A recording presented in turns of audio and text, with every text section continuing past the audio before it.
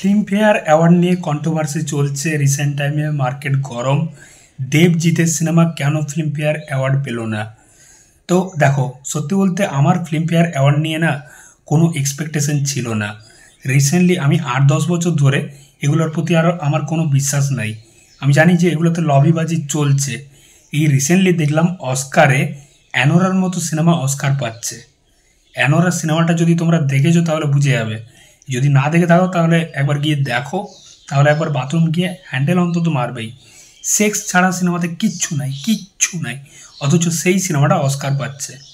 অথচ কত ভালো ভালো সিনেমা নিশ্চয়ই নমিনেশনে ছিল, সেই সিনেমাগুলো পায়নি, অ্যানোরার মতো সিনেমা অস্কার পেল। যখন অস্কারের মতো একটা এত বড় অ্যাওয়ার্ড শোতে এরকম হয় তখন আর কিচ্ছু বলার নেই। তখন আমাদের বাংলা ইন্ডাস্ট্রির মতো একটা ছোট্ট ইন্ডাস্ট্রিতে ফিল্মফেয়ার অ্যাওয়ার্ড শোতে লবিবাজি চলবে না? এটা কখনো হয়? সেটাই হয়েছে। যখন দেখলাম যে ফিল্মফেয়ার অ্যাওয়ার্ড শোটা হোস্ট করছে শিবপ্রসাদ মুখোপাধ্যায়, আমাদের উইন্ডোজ প্রোডাকশনের কর্ণধার, তখনই বুঝে গেছি যে সব অ্যাওয়ার্ড এবারে বহুরূপী নিয়ে চলে যাবে, এবং সেটাই হয়েছে। সব থেকে বেশি অ্যাওয়ার্ড পেয়েছে বহুরূপী। বহুরূপী সিনেমাটা ভালো, কিন্তু সত্যি কি এত অ্যাওয়ার্ড সে ডিজার্ভ করে? দেবের খাদান কি কোনো অ্যাওয়ার্ড ডিজার্ভ করে না? বেস্ট মিউজিক পেয়েছে বহুরূপী, ভাবা যায়? খাদান এত সুপারহিট গান দিয়েছে, মানে কিশোরীর থেকে শুরু করে কিশোরী আজকে ইউটিউবে 140 মিলিয়ন ভাইরাল গান। এবং গানটা শুধু যে ভাইরাল এরকম না, গানটাও ভালো, গোটা পৃথিবীর লোক শুনেছে। এছাড়া খাদানের অ্যালবাম রাধারানীর থেকে শুরু করে রাজার রাজা, বাপ এসেছে, প্রত্যেকটা গান চার্টবাস্টার সুপারহিট গান। মানে বেস্ট অ্যালবাম পাওয়া উচিত ছিল খাদানের, মানে মিউজিকে, পায়নি, বহুরূপী পেয়ে গেছে। কত অ্যাওয়ার্ড বহুরূপী পেয়ে গেছে, যেটা সত্যি ডিজার্ভ করে না। আমার মনে হয় অযোগ্য বলে একটা সিনেমা এসেছিল প্রসেনজিৎ চ্যাটার্জির, কৌশিক গাঙ্গুলি বানিয়েছিল, সেই সিনেমাটাও মানে সেরকম কোনো অ্যাওয়ার্ডই পায়নি যেটা ডিজার্ভ করে। বহুরূপী পেয়ে গেছে সব।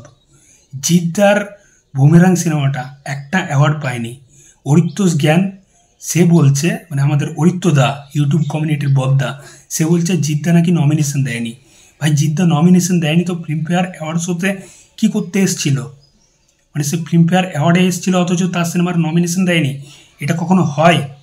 তার নমিনেশন নেয়নি, হয়তো মানে ক্যান্সেল করে দিয়েছে, সিনেমাটাকে অ্যাওয়ার্ড দেওয়া হয়নি। জিদ্দা তো পেছন চাটা মানুষ না, এবং জিদ্দা মানুষটা হচ্ছে ভাই কারোর পেছন চাটবে না, সে বস ছিল আর বসই থাকবে। তো কোথাও গিয়ে তার সিনেমাটাকে কোনো অ্যাওয়ার্ডই দেয়নি, এত ভালো একটা সিনেমা ছিল। এই হচ্ছে ব্যাপার। আমার সত্যি বলতে এই ফিল্মফেয়ার অ্যাওয়ার্ডে না কোনো এক্সপেকটেশন আমি রাখি না, এগুলো হয় যায় আমি দেখিও না পর্যন্ত। তো যখন দেখলাম যে এটা নিয়ে কন্ট্রোভার্সি হচ্ছে, যে দেবের জিতের সিনেমাকে কোনো অ্যাওয়ার্ডই দেওয়া হয়নি, তখন এটা সত্যি খারাপ লাগলো জিনিসটা। আজকে খাদান এত বড় একটা গেম চেঞ্জার সিনেমার বাংলার, মানে সিনেমাটা বাংলা কমার্শিয়াল সিনেমার একটা দরজা খুলে দিল। সিনেমাটা 2024-এর হায়েস্ট ব্লকবাস্টার সিনেমা, অথচ তাকে এইরকমভাবে মানে এক সাইডে ফেলে রেখে দিল। আর আমাদের চুতিয়া অরিত্তোষ জ্ঞানের অরিত্তদা বলছে খাদান নাকি এত এত টাকা কালেকশন করে নিয়েছে, এত এত টাকা ঘর ঢুকে নিয়েছে, আর অ্যাওয়ার্ড নিয়ে কী করবে? আরে ভাই, তোর বহুরূপী এত এত অ্যাওয়ার্ড নিয়ে কী করবে? সেও তো ব্লকবাস্টার সিনেমা ছিল, 20 কোটি টাকা কালেকশন করেছে, আর অ্যাওয়ার্ড নিয়ে কী করবে? মানে অরিত্ত উইন্ডোজ প্রোডাকশনের হাউসে কাজ করে, ওই স্ক্রিপ্ট ফিপ্ট লিখতে পায় বলে সে উইন্ডোজ প্রোডাকশনের পেছন চাটছে, এটা হচ্ছে সোজা কথা। এবং সত্যি বলতে বাংলা ইন্ডাস্ট্রির যারা সুপারস্টার আছে, দেবজিৎ, প্রসেনজিৎ, এই 3 মাথা, তারাও এক্সপেকটেশন রাখে না, তারাও এগুলোর প্রতি বিশ্বাস রাখে না, তারাও জানে ব্যাপারটা স্ক্রিপ্টেড লবিবাজি কেস আছে। তো তোমাদেরকে মতামত অবশ্যই জানিও। ভিডিওটা আর বড় করছি না, এখানেই সমাপ্ত করছি, চললাম।